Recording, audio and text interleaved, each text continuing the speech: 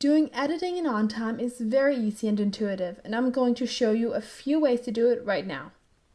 I have an example up here where you see an appointment that I've called something to edit. There are different ways of editing. One thing is to change the time and date of the appointment to something else. I do this by dragging it and moving it to the next day, for example, from 10 to 12. Release it and this opens the event, and all you have to do now is click Save.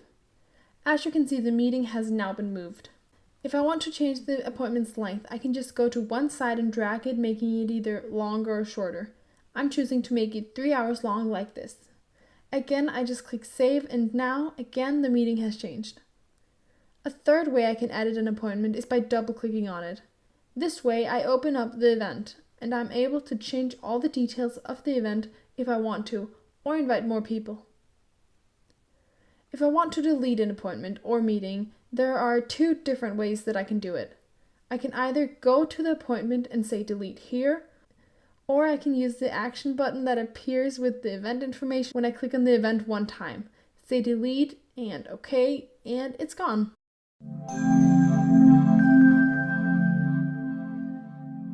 Thank you for watching. We hope you enjoyed the video and found it helpful. If you did, please don't forget to subscribe and visit our YouTube channel for more videos like it.